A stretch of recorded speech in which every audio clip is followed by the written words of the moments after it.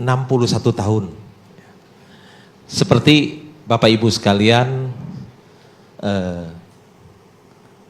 macet, ya, banjir di Jakarta. Mungkin di Surabaya nggak ngalamin banjir ya. Panas, banyak nyamuk lagi ya. Jadi istri saya, anak saya suka ngeluh banyak nyamuk. Tapi sudah 61 tahun sudah terbiasa, ya dinikmati, disyukuri saja.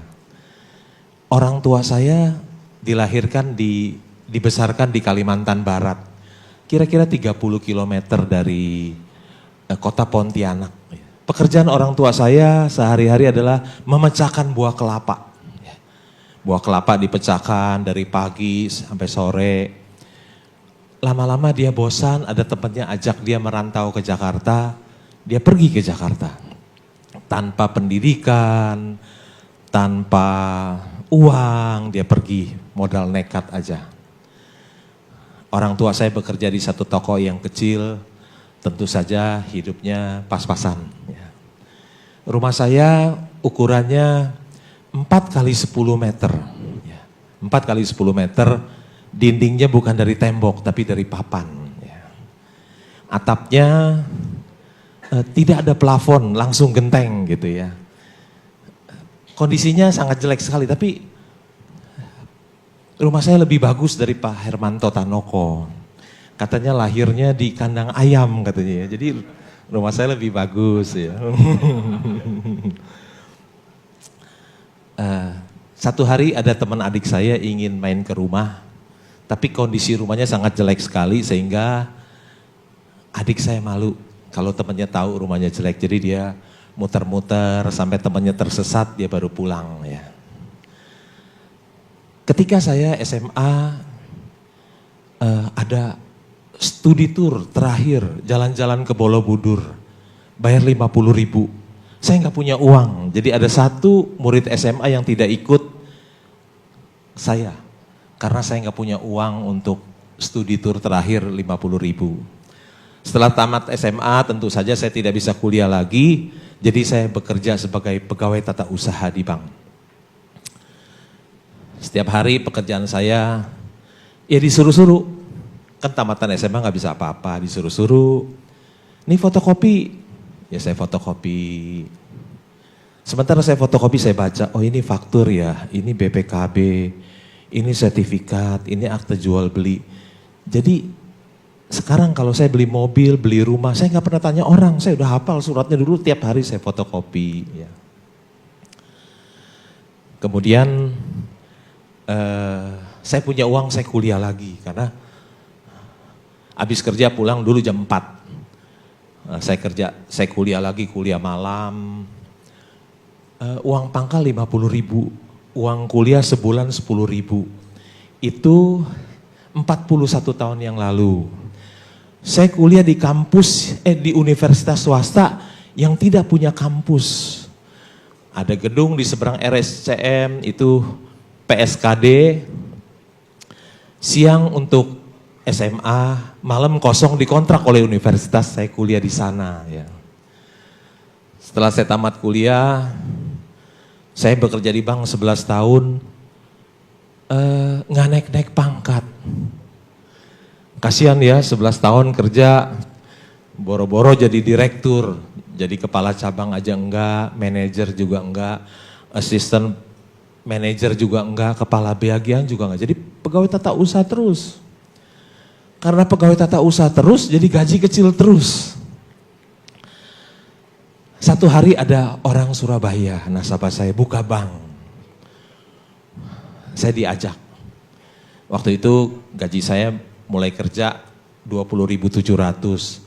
11 tahun saya bekerja gaji baru 350.000. Kemudian orang Surabaya ini yang buka bank, saya minta 1 juta dikasih. Tambah uang kesehatan 50.000 jadi 1.050.000. Wah, saya senang banget. Gaji saya tiba-tiba naik 200%. Saya kerja habis-habisan deh. Nasabah saya yang banyak duit saya teleponin. Kalau dulu bunga tinggi kan 10%, saya kasih 12%, dia pindah semuanya. 1 1 tahun kemudian pangkat saya naik lagi jadi kepala cabang. Tentu saja gajinya disesuaikan jadi gaji kepala cabang. Gajinya besar. Tapi uangnya tidak saya belanjakan, tidak saya simpan di bank. Uangnya selalu saya belikan saham. Lama-lama 30 tahun kemudian uang itu jadi besar. Jadi besar. Tahun 96 saya menulis surat, saya mengundurkan diri, saya mau fokus jadi seorang investor saham. Jadi saya sudah 20 tahun tidak bekerja, tiap hari di rumah. Tiap hari di rumah. Juga gak bisa online. Seumur hidup gak pernah email, gak pernah bisa email. Ngetik di komputer juga gak bisa. Betul-betul beda dengan apa yang diajarkan ya, milenial jago-jago semuanya teknologi informasi. Saya betul-betul orang jadul ya. Tanpa inovasi, tetap memakai metode yang lama ya. Metode lama yang tidak pernah usang tapi Pak.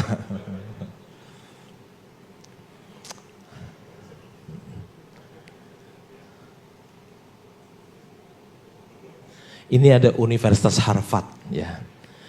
Katanya hanya 1% dari alumni Harvard yang punya uang 30 juta dolar. 30 juta dolar itu kira-kira kali 14.000 itu 420 miliar. Alumni Harvard itu ada 300.000 sekian orang lulusan. Hanya 1% yang punya uang 30 juta dolar. Kira-kira 3.130 yang namanya ultra high net worth individual. Ini foto saya tahun 2004, 16 tahun yang lalu. Foto dengan patung John Harvard di Boston. Saya kuliah di Universitas di Jakarta yang tidak punya kampus. Setiap malam saya kuliah di gedung SMA PSKD di seberang RSCM yang disewa oleh universitas. Tetapi sekarang saya lebih kaya dari 99 lulusan Universitas Harvard.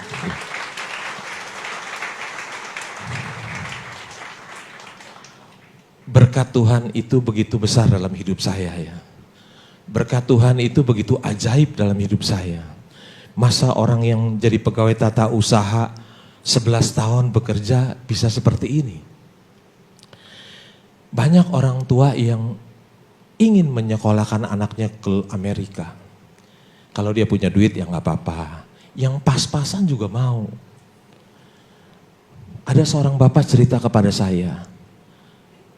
Pas anak saya tamat kuliah, uang saya habis. Dia bilang, waduh hebat ya bapak ini. Pas, untung dia keburu tamat. Kalau enggak, duitnya udah keburu habis. Ada seorang orang tua yang menjaminkan rumahnya di bank, bukan untuk modal kerja, tapi untuk kuliah anaknya di Amerika. Untuk modal kerja aja bisa macet. Apalagi untuk kuliah anak di Amerika, pasti rumahnya dijual untuk lunasin utangnya. Ada seorang bapak telepon saya, teman saya. Hong pinjam duit dong 50 juta. Buat apa? Buat ongkos anak saya di wisuda di Amerika. Pabriknya sudah dijual, sekarang ongkos saja nggak ada ya. Kalau Tuhan berkati hidup kita ya. Kita kuliah di Indonesia pun kita bisa jadi orang yang berhasil loh. Ya. Orang tua sekarang berpikir kalau anaknya nggak kuliah di Amerika, nggak ada masa depan dan nggak bisa menjadi orang yang berhasil. Seperti itu. Mengapa saya memilih menjadi seorang investor saham? Karena di pasar modal itu ada uang yang sangat besar. Ini dana masyarakat yang di perbankan kita ada sampai akhir 2019 itu ada 6.077 triliun. Saya bekerja di bank 17 tahun, saya pikir dana masyarakat di bank itu uang paling banyak adanya di bank. Ternyata saya keliru. Ternyata Bursa Efek Indonesia lebih besar dari dana masyarakat yang ada di perbankan kita, ada 6.518. lebih besar, 6.518. Ini saham-saham yang sebelum turun. BCA paling mahal ya, 775 triliun, ada BRI nilainya 516 triliun, ada Telkom 345 triliun, ada Bank Mandiri 339 triliun, dan Unilever 260 triliun, dan seterusnya. Ini ada perusahaan di Amerika. Ya. Kalau Saudi Aramco nggak usah dihitung, itu perusahaan negara, yang swasta aja ada Apple. Nilainya 1,3 triliun US dollar. Kalau dikalikan 14.000 berapa tuh? Nggak bisa hitung, banyak banget ya. Dana masyarakat cuma 6.000 triliun. Seluruh uang dana masyarakat, korporasi, dikumpulin jadi satu beli saham Apple itu nggak cukup loh. Setengah aja nggak cukup. Jadi ada uang yang sangat besar itu di pasar modal. Ada orang yang sangat tidak menghargai saham, perusahaan yang hebat. Orang ini orang yang tidak menghargai saham, orang yang hebat ini. Kalau enggak dia jadi orang paling kaya di dunia.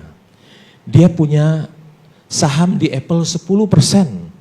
Kalau tadi 1,3 triliun, dia punya 10%, kekayaannya ada 130 miliar dolar. Tapi tahun 76 sahamnya yang 10% di Apple itu dijual. Nilainya 800 dolar. Bukan 800 juta loh, 800 dolar. Dia jual saham Apple di tahun 76. Kalau dia nggak jual, saham itu bernilai 130 miliar dolar. Harta karun kekayaan terbesar yang ada di dunia adanya di pasar modal, bukan di bawah laut. Nilainya nyata dan transparan. Sangat disayangkan bila ada orang yang tidak mengenal pasar modal. Ada uang yang begitu banyak di pasar modal. Kalau saudara tidak tahu tentang pasar modal, sangat disayangkan loh. Kalau Bapak ingin menjadi orang yang kaya, pasar modal lah tempatnya. Pasar modal lah tempatnya. Judul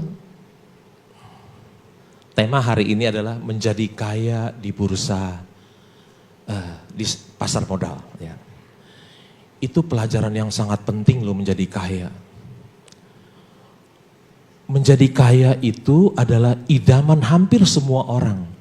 Tapi sayang, pelajaran menjadi kaya itu tidak diajarkan di sekolah loh. Dari kita SD kelas 1 sampai tamat perguruan tinggi, nggak ada mata pelajaran menjadi kaya, nggak ada. Yang idaman kita justru nggak diajarkan. Di sekolah kita belajar integral, diferensial, sinus, kosinus, tangen, kotangen, seken, kosekan. Setelah saya tamat SMA, nggak pernah saya pakai satu kali pun loh.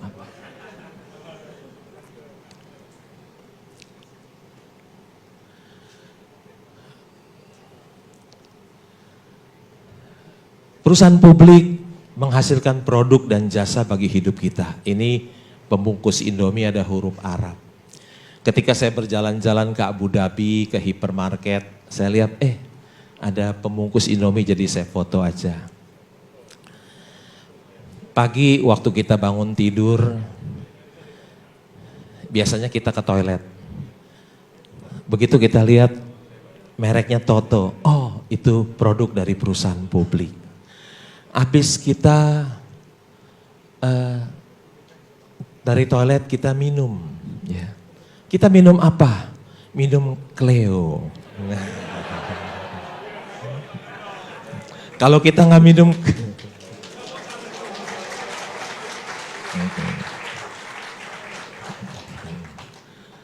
kalau kita nggak minum nanti dehidrasi ya.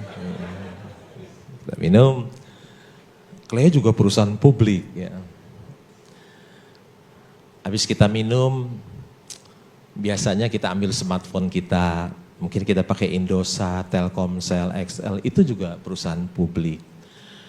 Habis kita lihat smartphone kita, mungkin kita mandi. Ya. Kita mandi pakai sabun Lux, sabunnya para artis. Ya. kita sikat gigi dengan Pepsodent, kita cuci baju dengan Rinso, itu produk dari Unilever. Hampir semua keluarga di Indonesia pernah pakai produk itu. Habis kita mandi, kita sarapan dengan mie yang enak dan murah ini, hanya sebungkus 2.000 dengan telur 1, kita sarapan ya. Kita siap-siap, sementara kita sarapan kita nonton TV. Mungkin kita nonton RCTI, Indosiar, SCTV, Antv, TV One. Itu semua perusahaan publik. Kita melihat suatu kejadian gak usah ke lokasi, cukup dari rumah saja. Selesai sarapan, kita ke kantor, kita naik Avanza. Mobil sejuta umat ya, yang kita beli di Astra Internasional. Itu juga perusahaan publik. Kacanya siapa yang buat? Asahi Mas, itu juga perusahaan publik. Bannya siapa yang buat? Bannya mungkin Gajah Tunggal, Goodyear Indonesia. Kita naik mobil, kita jalan tol, masuk. Mungkin kita lewatin jalan tol ada Jasa Marga, Waskita, Adikarya, itu semua perusahaan publik. Membuat jalan tol itu butuh semen yang banyak. Semennya dari mana? Dari Semen Indonesia, Dynamic, Indosemen. Bajanya dari Krakatau Steel. Ya. Kita jalan-jalan ke mall, ke Tunjungan Plaza. Mallnya terkenal, besar. Siapa punya? Pakuwon punya. Oh, itu juga perusahaan publik. Di mall banyak bank. Ada BCA, Bank Mandiri, BRI, Peninbank, CIMB, Bank Danamon, semua perusahaan publik. Sampai malam kita tidur, tinggal di mana? Di Citraland, oh itu juga perusahaan publik. Di mana? Di Pakuwon juga perusahaan publik. Ya. Dari pagi hingga malam, kita pakai produk dan jasa dari perusahaan publik. Nah ini, tahun lalu saya ke Yokohama, ternyata saya tahu pencipta mie instan ini namanya Momofuku Ando. Dia hidup meninggal usia 97 tahun. Jadi kalau saudara makan Indomie jangan takut ya. Penciptanya aja 97. Jangan-jangan kalau saudara makan Indomie juga bisa panjang umur kayak penciptanya 97 ya. Bukan promosi, saya nggak punya saham Indofood. Cuman buat bercanda aja. Perusahaan publik menciptakan banyak lapangan pekerjaan, ada Astra. Punya karyawan 214.000 orang. Makin banyak lapangan pekerjaan tercipta, makin sejahtera bangsa dan negara kita. Ya. Ada satu lapangan pekerjaan tercipta, kemungkinan ada satu preman berkurang di tengah jalan. Ya. Astra ini belum dia punya dealer, dia punya supplier banyak sekali ya. Saya tanya Pak Hermanto, Pak karyawan Bapak berapa? Ada 20.000 loh. Ada 20.000 orang yang mendapatkan kesejahteraan dari perusahaan Pak Hermanto. Ya. Kalau dulu yang kita sebut pahlawan adalah orang yang berani melawan penjajah Belanda. Sekarang kita sudah merdeka, Belanda tidak ada. Siapa yang disebut pahlawan? Menurut saya yang disebut pahlawan adalah orang yang bisa memberikan kesejahteraan pada banyak orang.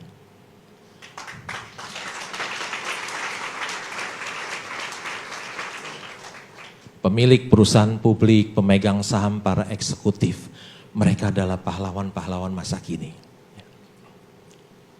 Makin besar Bursa Efek Indonesia, makin sejahtera bangsa dan negara kita. Pernah satu hari saya bertemu dengan corporate communication Gojek. Dia punya driver ada 1,7 juta orang. Nah ini perusahaan publik ya, yang dapat pemilik perusahaan publik yang dapat penghargaan dari presiden. Ya. Satu hari mungkin Pak Hermanto Tanoko juga dapat bintang jasa juga. Ya.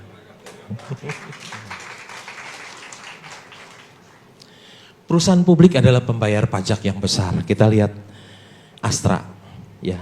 Tahun 2018 dia bayar pajak. Oh iya sorry, BCA. BCA membayar pajak tahun 2018 6,8 triliun. 2019 membayar pajak 7,7 triliun. Jadi totalnya 14,5 triliun ya. Pajak dipakai untuk pembangunan, untuk membantu rakyat miskin. Perusahaan publik adalah pembayar pajak yang besar. Berbeda dengan yang ini. Ini adalah orang-orang yang mendapat pengampunan teks amnesti ada 4.000 triliun lebih. Sebelum diampuni, dia adalah pengemplang pajak. Hartanya bisa disumpetin tidak terdeteksi sama Dirjen Pajak. Begitu ada pengampunan keluar semua. Berbeda dengan perusahaan publik, dia adalah pembayar pajak yang besar. Ya. Bayar pajak adalah bukti cinta kita kepada negeri tercinta. Kita dulu ingin membuktikan cinta kita kepada negeri tercinta ini, kita bisa sampai mengorbankan nyawa kita loh melawan penjajah Belanda. Sekarang kita sudah merdeka, tidak ada lagi Belanda. Cukup bayar pajak yang benar, itu sudah bukti cinta kita kepada negeri tercinta. Bangga bayar pajak. Ya. Ada seorang investor saham mendapat penghargaan dari pemerintah Amerika, dari Obama.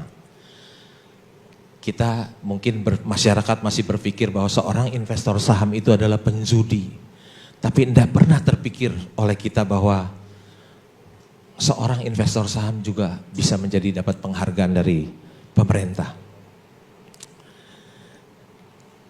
IDX menawarkan imbal hasil tertinggi di antara bursa utama dunia bagi investor jangka panjang.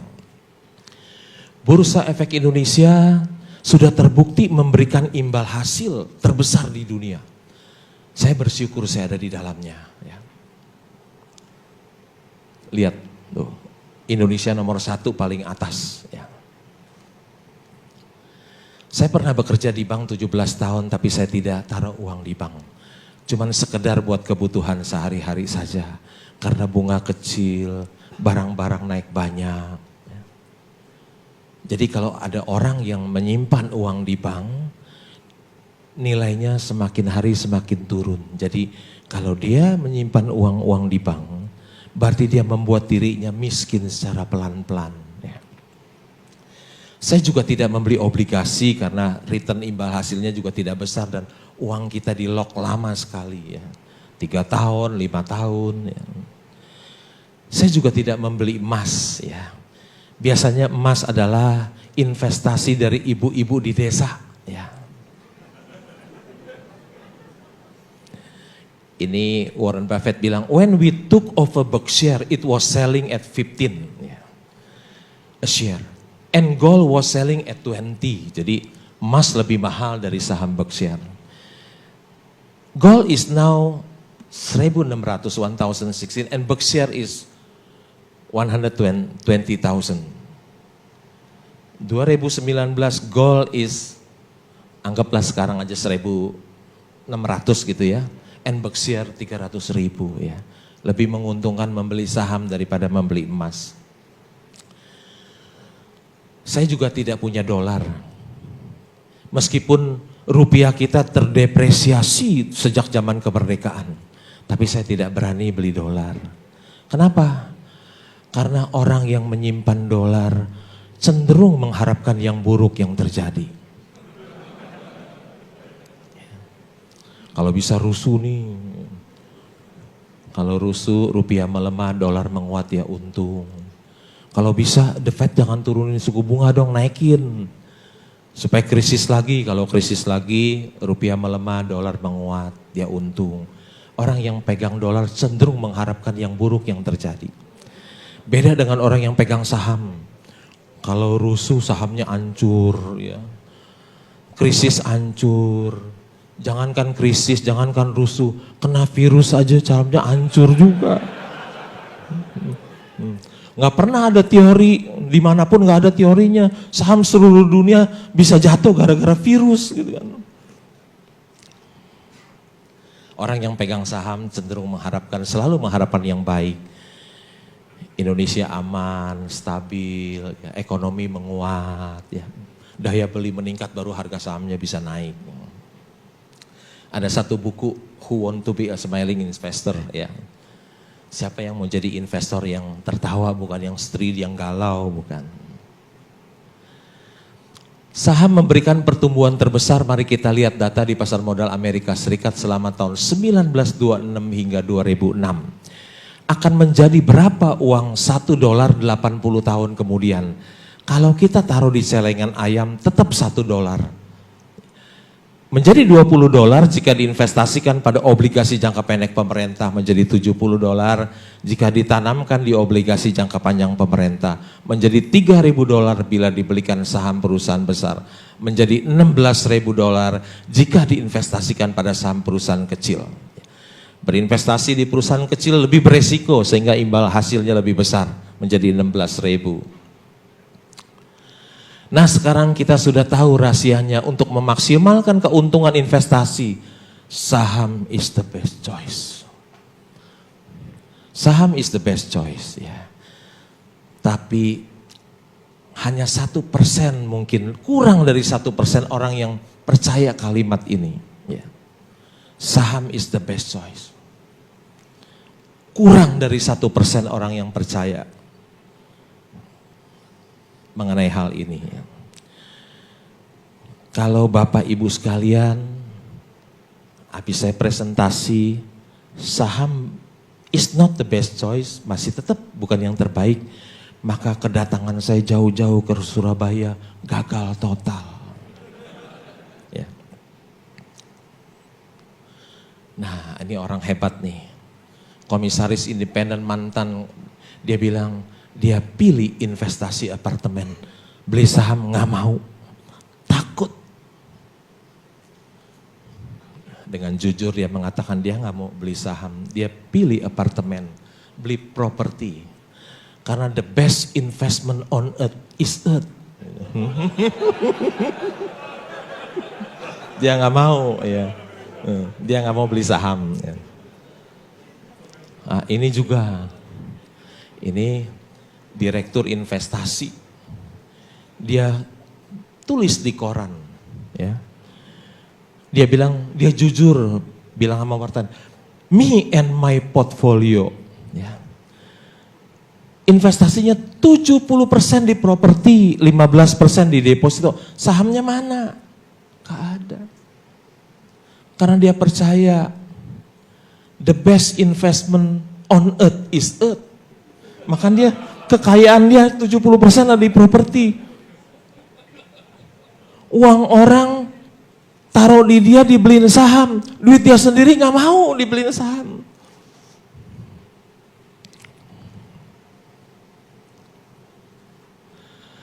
Saham yang diperjualbelikan di bursa membuka kesempatan bagi para investor bermodal kecil untuk bisa memiliki perusahaan besar. Mengapa? Karena dengan memiliki saham berarti ikut memiliki perusahaan tersebut, ya. Kita orang yang uangnya terbatas, kemampuan terbatas, suruh bangun perusahaan sebesar Cleo, hampir tidak mungkin, ya. Tapi adanya Bursa Efek Indonesia memungkinkan kita orang yang kemampuannya terbatas, uangnya terbatas, bisa memiliki perusahaan yang hebat. Membeli saham itu halal loh, ada fatwa dari MUI, ya, jadi jangan ragu-ragu. Ini ada dua orang kaya nih, ya.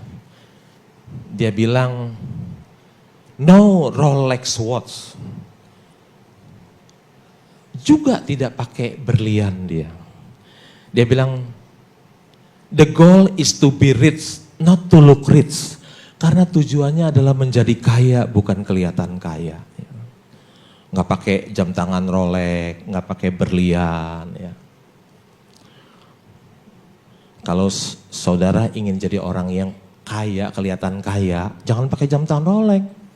Bill Gates aja nggak pakai jam tangan Rolex. Yang dia pakai apa? Casio. Jadi kalau saudara ingin jadi kelihatan kaya, pakai Casio, ya. Ikutin Bill Gates, ikutin Lee Ka-shing, jangan pakai jam tangan Rolex. Karena memang tujuannya adalah menjadi kaya, bukan kelihatan kaya. Tapi masyarakat lebih suka kelihatan kaya daripada menjadi kaya. Karena ingin kelihatan kaya, menghabiskan uang banyak. Sehingga nggak bisa kaya-kaya. Ya. Lihat kedua orang ini hidupnya sederhana. Ya. Orang yang sederhana itu adalah orang yang bijak loh. Ada Mike Tyson ini. Siklus hidup dari gembel kembali ke gembel. Dia waktu jadi juara tinju dunia, penghasilannya 400 juta dolar. Kalau dikali 14.000 itu 5,6 triliun. Karena konsumtif, boros, habis lu uangnya. Ya. Jadi kalau Bapak Ibu sekalian punya uang banyak, coba-coba boros, akan terulang. Hidup saudara jadi Mike Tyson ini loh, dari gembel balik jadi gembel lagi. Ini ada Bernard Madoff, fund manager yang musim dingin tahun 2008 Bernard Madoff terbongkar telah melakukan penipuan keuangan menggunakan arisan berantai alias skema Ponzi sebesar 65 miliar dolar.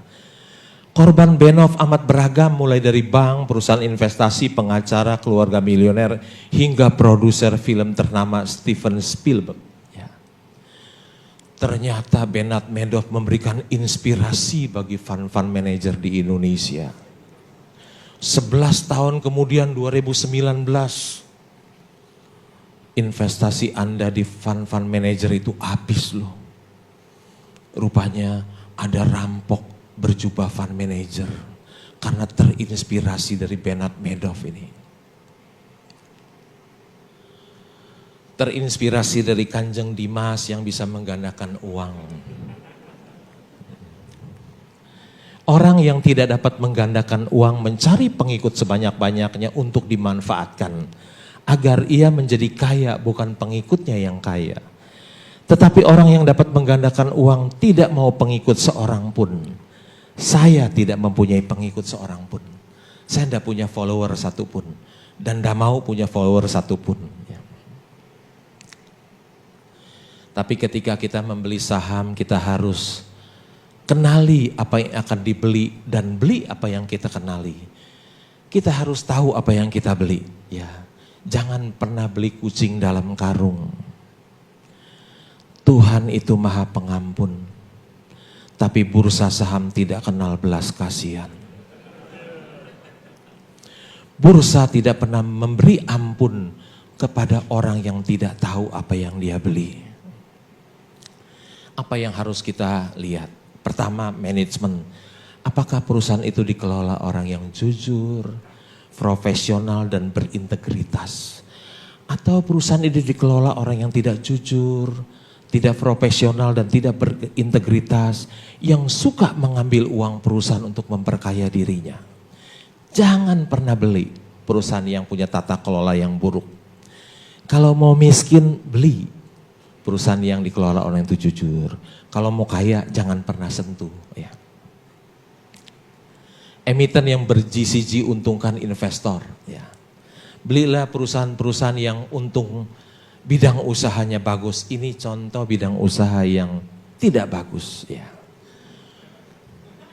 Tiketnya paling mahal loh, penumpangnya banyak. Saya kemari, kirain ada corona sepi, nggak tahu pesawat mungkin 90% penuh loh, lebih dari 90, nggak ada bangku yang kosong. Ya. Semuanya bagus, lihat dari luarnya. Tapi jangan lihat dari luar, lihat isi kantongnya. Tahun 2014 dia rugi 368 juta dolar loh. Rugi. Semuanya bagus, rugi 368 juta dolar. Tahun 2015 untung 77 juta dolar. Tahun 2016 untung 9 juta, untungnya sedikit. 2017 rugi lagi 213 juta dolar. Padahal jual tiket udah mahal. Ya. Satu hari saya diundang di Universitas Yakuala di Aceh. Kelas ekonomi pulang pergi lagi low season 6 juta. Padahal kalau naik pesawat lain bisa sampai ke itu loh, ke Tokyo 6 juta. Tapi heran masih rugi terus. Tahun 2018 dicatat untung 5 juta. Dikomplain, dikoreksi. Jadi rugi 175 juta dolar.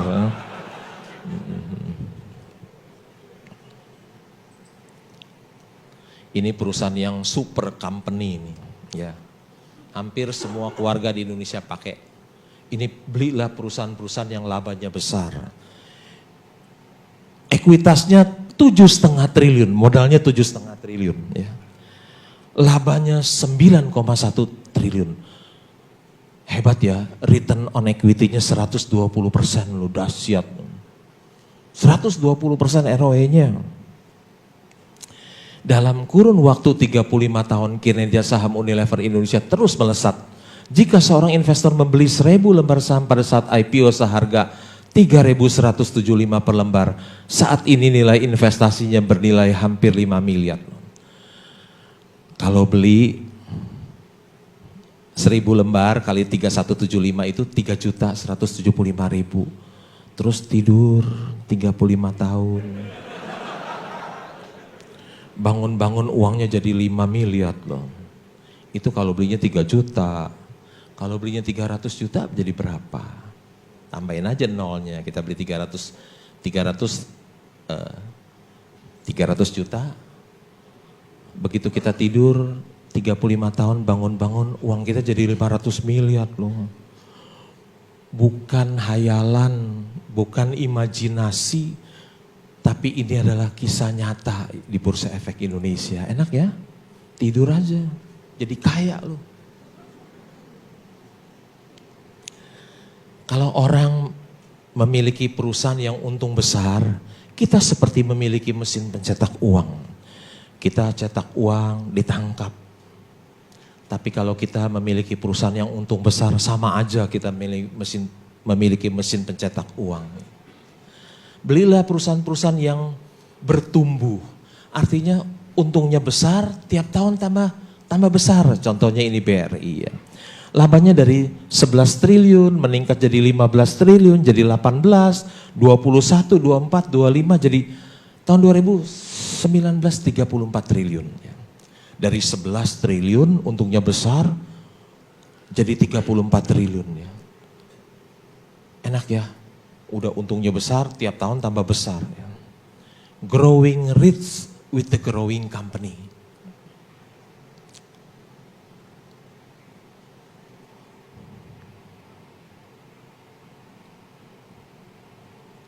Belilah perusahaan-perusahaan yang valuasinya murah, contohnya ini ya. Ada Penin Financial, labanya 9 bulan 43 sekian. Kita setahun kan 60 rupiah.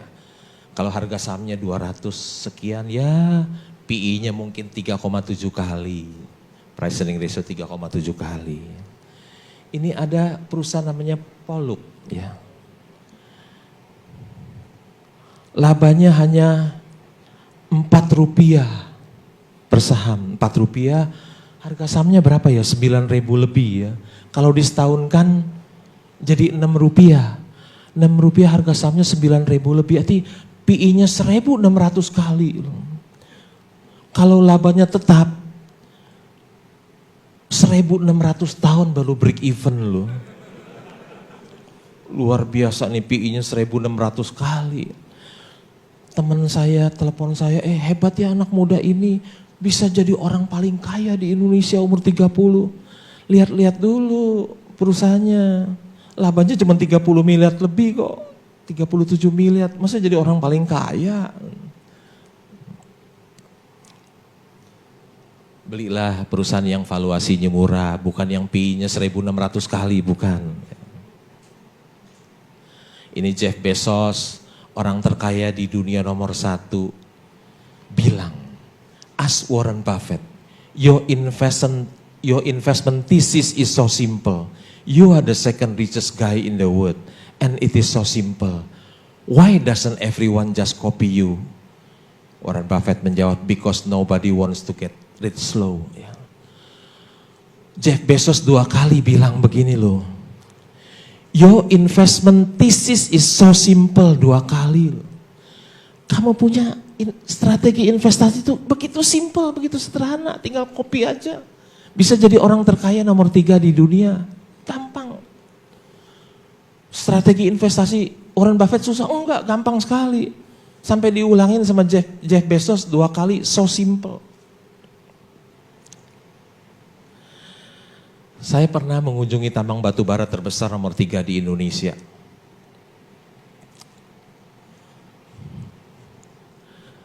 Jumlah sahamnya ada 5.210 juta lembar. Kalau kali 100 itu awal tahun 2009-2016 ketika harga batu bara $50, perusahaannya rugi. Itu nilainya hanya 521 miliar kapitalisasi pasarnya, nilai harga pasar dari perusahaan ini. Tapi perusahaan ini masih punya ekuitas 667 juta dolar. Harga pasar dari perusahaan ini hanya 521 miliar rupiah. Dia masih punya modal 667 juta dolar. Kurang lebih 9 triliun. Artinya salah harga. Artinya perusahaan ini Mercy yang dijual harga sepeda motor. Di dunia nyata, saudara gak bakalan ketemu ada orang yang mau jual Mercy-nya di harga sepeda motor. Adanya hanya di Bursa Efek Indonesia. Ya. Tentu saja saya melakukan pembelian. Saya order ke pialang saya. MBA lulusan Amerika. Dia memberikan rekomendasi saya begini. Pak, jangan beli Pak. Batu bara masa depan suram Pak. Saya bilang gak apa-apa, beli aja. Dia beli. Saya beli mencicil pelan-pelan, saya beli, terus saya beli. Sampai jadi pemegang saham terbesar nomor 4 di Indika Energy. Kemudian harga batu bara naik dari $50 jadi $100. Tentu saja perusahaan batu bara, tambang batu bara, cuan sisi, untung besar. Kalau cuan sisi, harga sahamnya juga mengikuti naik. Dari 100 naik 4.500 saya jual. Wah, dapat uang banyak saya. Dapat uang banyak. Sekarang harga batu bara turun lagi, harga sahamnya juga turun lagi. Invest in bad time and sell in good time and you will get rich. Selalu ini investment wisdom. Ya. Selalu invest di bad time. Waktu bad time semua orang gak mau, murah, semua murah. Beli, habis beli simpen, tunggu sampai good time, baru jual. Harganya mahal, saudara bisa untung. Ya.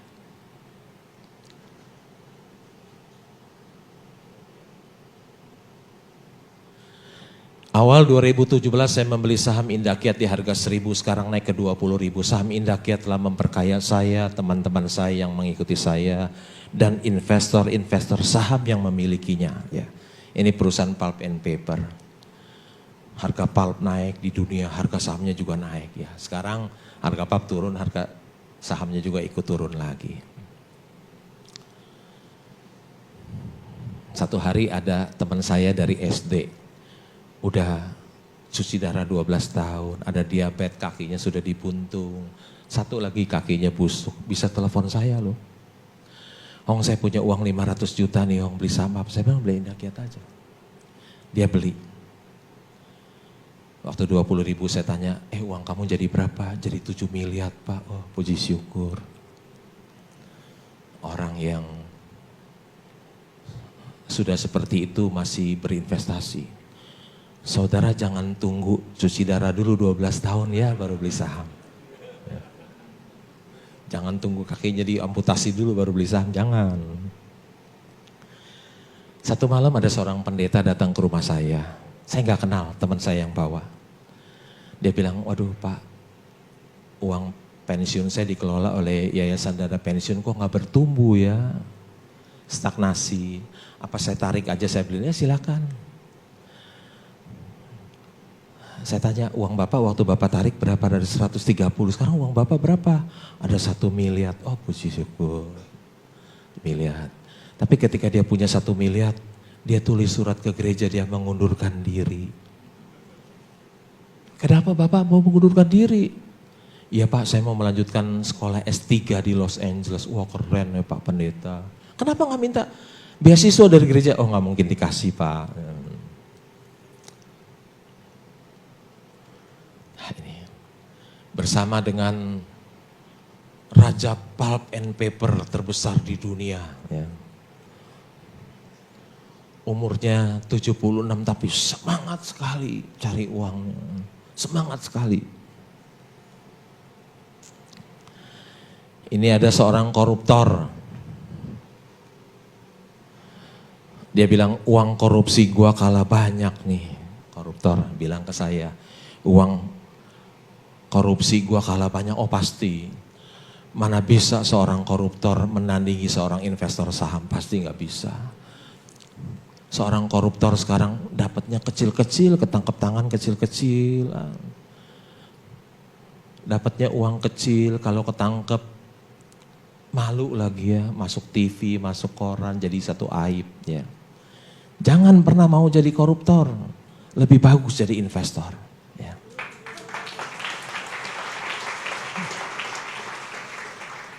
Kalau masih di kepalanya ingin jadi koruptor, hapus dari otaknya, jangan mau.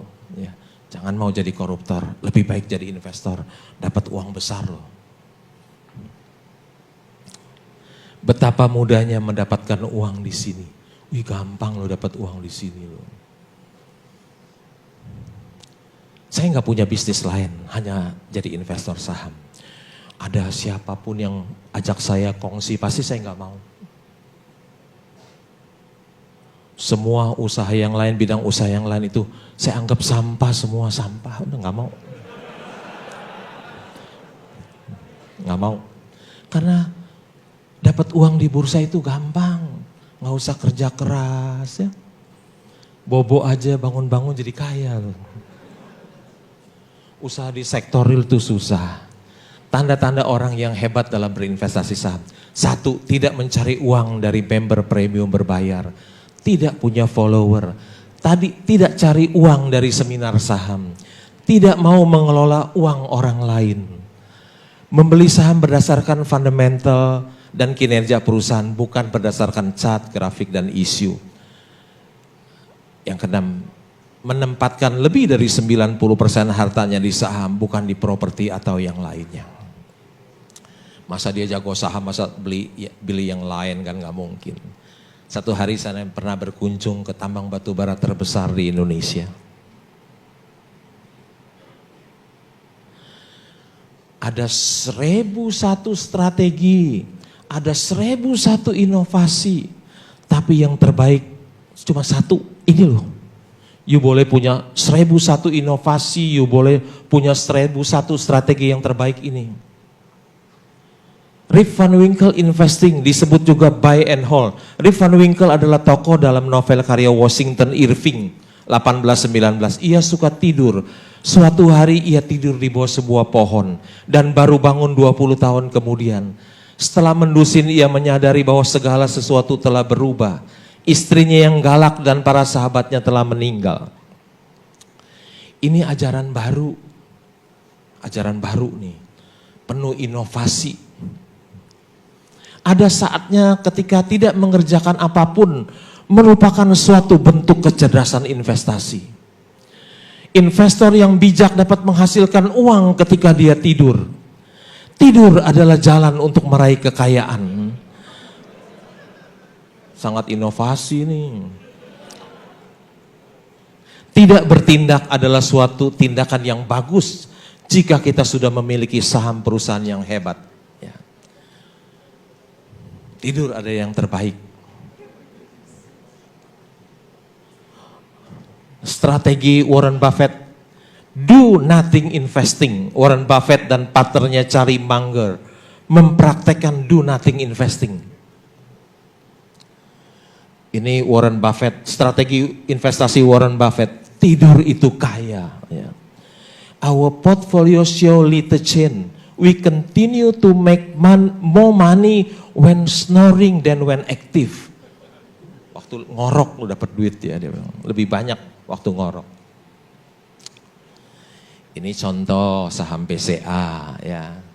Waktu IPO dulu 1.400 tahun 2000, 20 tahun yang lalu. Udah split jadi 8.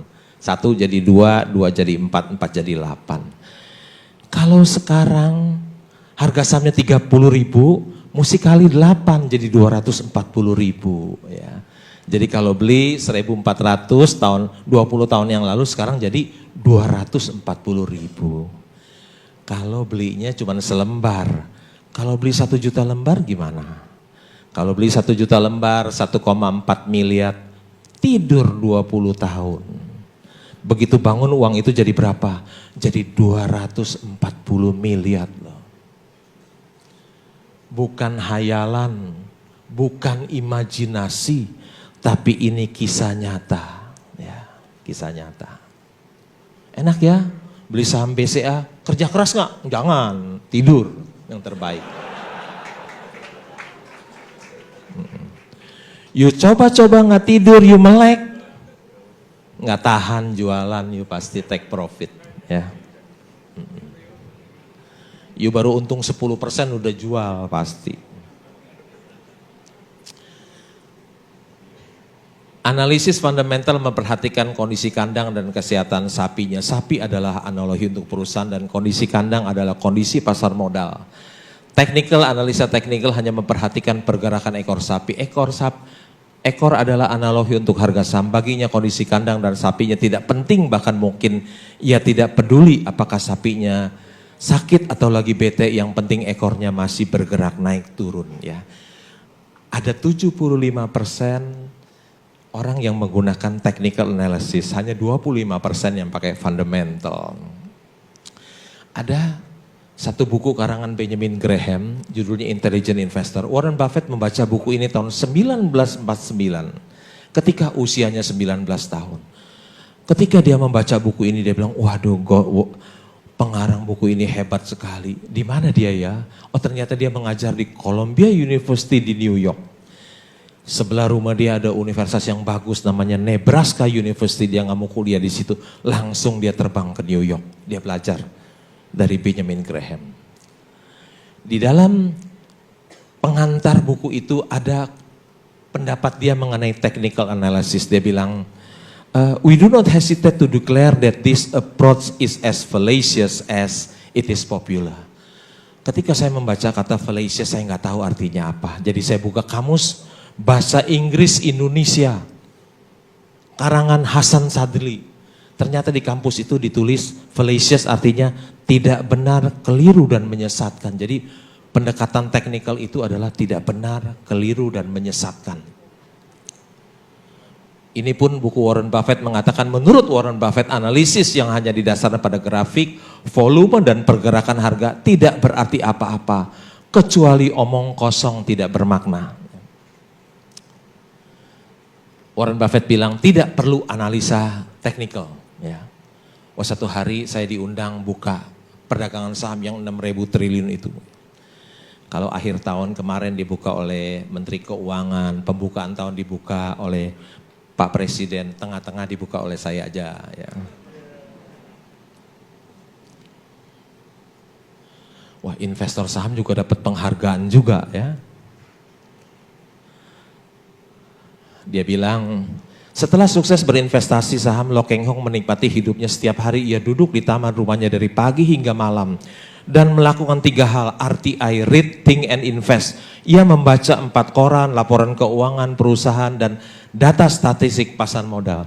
Karena pengarang buku ini dan yang gambar belum pernah ke rumah saya, jadi keliru gambarnya, bukan begini. Harusnya begini, tuh harusnya rumah saya.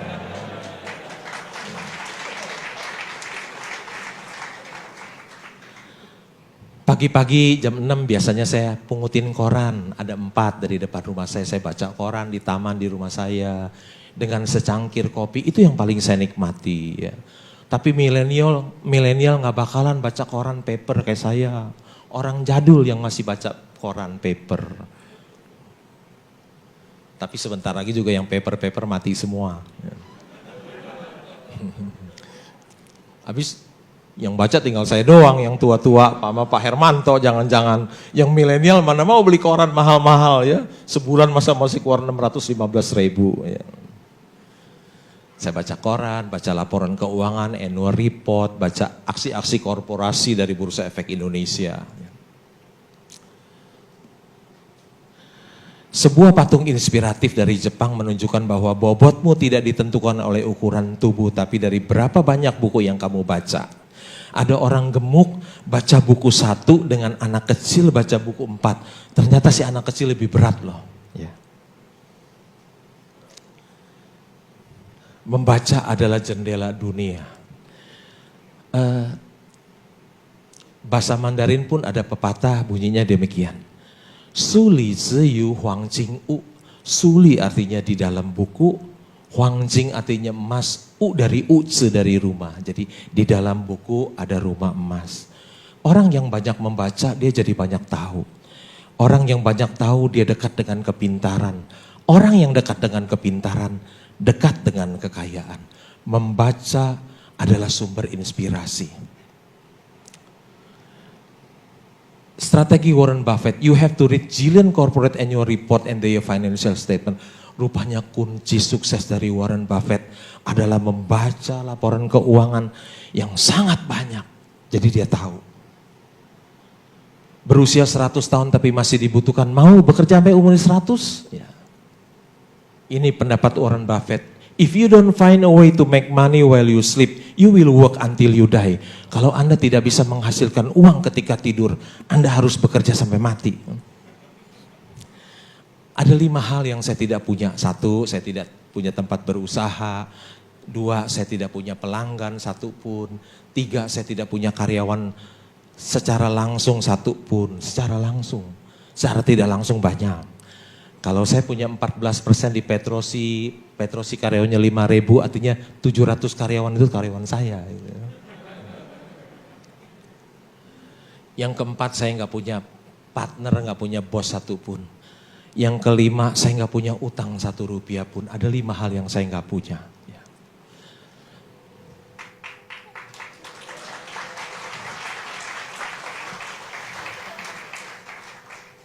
Saya orang yang tidak punya bisa menjadi seorang triliuner tanpa tempat usaha, tanpa pelanggan, tanpa karyawan, tanpa bos dan partner, tanpa hutang. Berkat Tuhan itu begitu ajaib dalam hidup saya. Berkat Tuhan itu begitu besar dalam hidup saya. Hampir tidak mungkin ada orang seperti ini. Warren Buffett bilang dia punya uang 80 miliar dolar. Ada satu yang dia nggak bisa beli. Apa itu? Waktu. Ya. Ada 4 macam orang di dunia ini. 1, orang yang banyak waktu tapi tidak punya uang. Siapa dia? Dia adalah pengangguran. Hidupnya jadi benalu buat orang lain. 2, orang yang banyak uang tapi tidak punya waktu. Siapa dia? Pengusaha dan para eksekutif. Nomor 3, orang yang tidak punya uang dan tidak punya waktu. Siapa dia? Dia adalah karyawan yang gajinya kecil, UMR. Tiap hari dia sibuk bekerja. Habis bulan gajinya habis. Dan orang yang tidak punya waktu, tidak punya uang ini jumlahnya paling banyak, signifikan. Yang keempat, orang yang bukan hanya banyak uang tapi juga punya banyak waktu. Siapa dia? Dia adalah sleeping investor. Dia nggak punya kerjaan. Ada pepatah bahasa Inggris bilang time is money, itu keliru. Ya. Time is more valuable than money. Uang yang kita belanjakan bisa kita cari lagi. Waktu kita yang sudah lewat lagi, nggak bisa balik lagi loh. Hidup kita adalah, waktu kita adalah hidup kita. Bentar lagi ya, 5 menit lagi. Udah disuruh berhenti. Being rich is having money, being wealthy is having time. Ya, katanya kerjaannya Lo Keng Hong sekarang keliling dunia. Ya, habis nggak ada kerjaan masa tidur terus ya, jalan-jalan gitu. Dipakai buat jalan-jalan ya. Di buku sejarah ada yang sangat terkenal namanya Tanjung Harapan ya. Letaknya tuh di bagian selatan dari benua Afrika. Di buku sejarah kita ada loh Tanjung Harapan, terkenal. Pergi jauh sekali sampai ke Tanjung Harapan, the Cape of Good Hope. Ternyata sampai di sana enggak ada apa-apa loh. Terkenal tapi namanya sampai di buku masuk ya. Lebih baik ke Ancol kali lebih rame. Satu hari saya ke Berkshire Hathaway ikut RUPS bersama dengan Warren Buffett dan Bill Gates. Ini Berkshire Hathaway shareholder meeting ya. Saya datang ke rumahnya loh Warren Buffett. Begitu saya datang, di seberangnya ada rumah mau dijual. Percis seberangnya. Saya pikir, oh jangan-jangan rumah ini disediakan buat saya ya. Nggak ada yang mau beli rumah itu. Ya.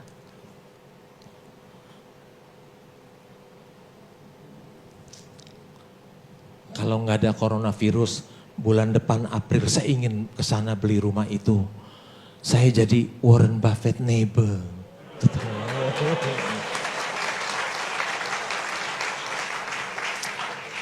Ini ada di Omaha promosi ada stick goret namanya. Wah rame, kesukaannya Warren Buffett ya. Biasa ramenya seperti kita ke KFC, ke bakmi Gajah Mada gitu. Dia suka duduk di VIP, saya datang rame. Saya tanya, tempat Warren Buffett kosong nggak? Oh kosong, kamu duduk aja di sana. Kata ya udah dikasih tempatnya. Warren Buffett biasa makan steak, cuman steaknya gede sekali itu. Makan separuh udah enak nggak bisa masuk. Satu hari ada istrinya John McCain datang ke Jakarta. Investor saham dijamu makan loh malam-malam.